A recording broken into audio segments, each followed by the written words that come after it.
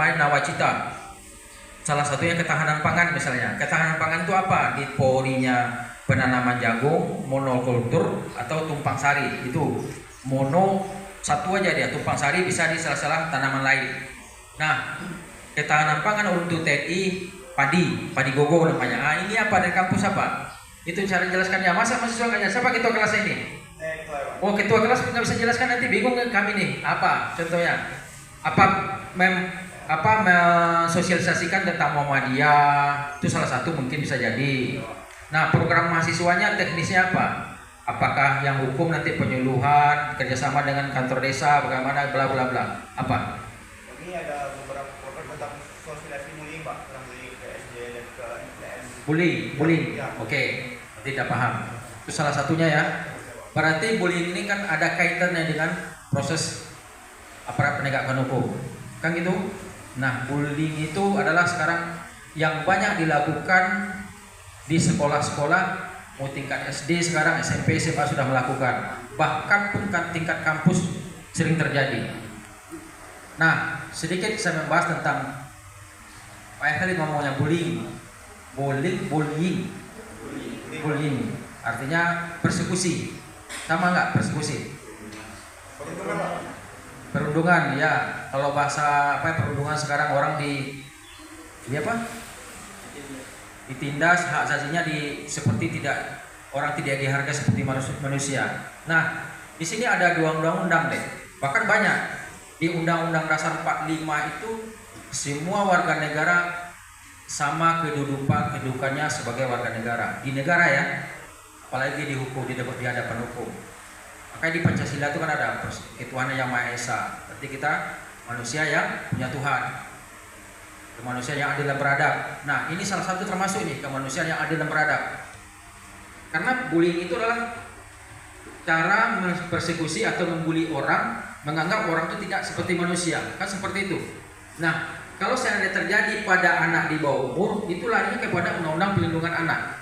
Bahkan sekarang kan sudah ada pidananya, kedua-duanya sudah ada pidana.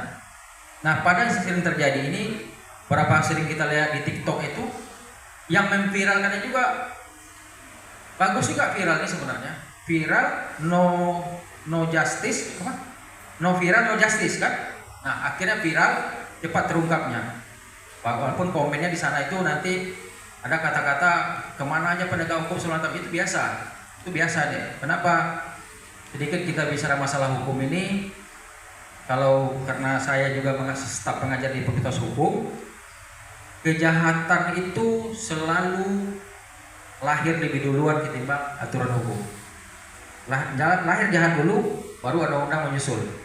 Coba cari mana yang duluan hukum daripada kejahatan. Coba mana hukum mana? Coba apa yang duluan lahir kejahatan daripada undang-undang? Duluan undang-undang daripada kejahatan. Duluan kejahatan. Ya itu sudah pasti. Pernah nggak undang-undang lahir duluan baru kejahatan?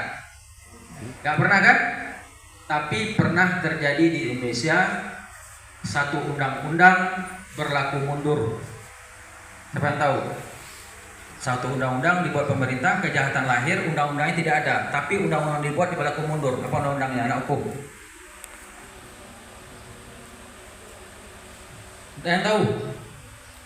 Itu undang-undang terorisme. Pasca kejadian bom Bali, terjadi tindak pidana terorisme, undang-undang belum ada, pemerintah membuat undang-undang diberlakukan mundur, maka bisalah dijerat tindak pidana terorisme. Itu dia. Ya, tetap kejahatan lahir lebih duluan, tapi undang-undang dibuat berlaku mundur biar bisa menjerat yang ini. Kalau undang-undang dibuat setelah kejahatan itu tuh nggak bisa menjerat ini kan? Nah, oke, pemerintah membuat kebijakan, membuat legislatif sama eksekutif, undang-undang terorisme berlakunya mundur, maka kenalah tindak pidana terorisme. Terkait masalah kita nggak apa-apa ngomong ngawur, nggak ada masalah, yang penting kita kena masuknya. Nah, apalagi gigatannya, ini salah satu bullying tadi. Apalagi di bidang tarbiyah, usuluddin, apa syariah. Nah, terkait apa? Kalau kami yang dari tarbiyah ngajar di SD Pak. Oke, terus apa lagi? Usuluddin ada? manajemen, ekonomi.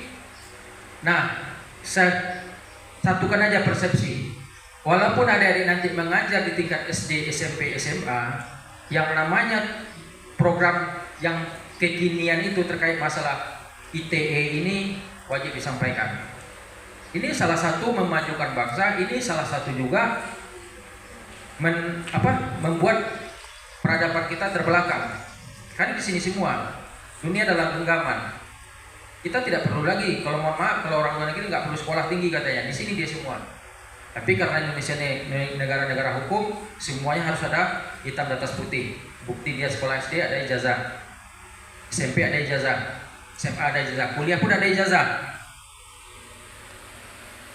Kan begitu kan? Ada enggak orang kuliah ada ijazah? Enggak kuliah ada ijazah, ada enggak? Ada. Kenapa senyum-senyum jawabnya? Begitu kan? Nah, itu salah satu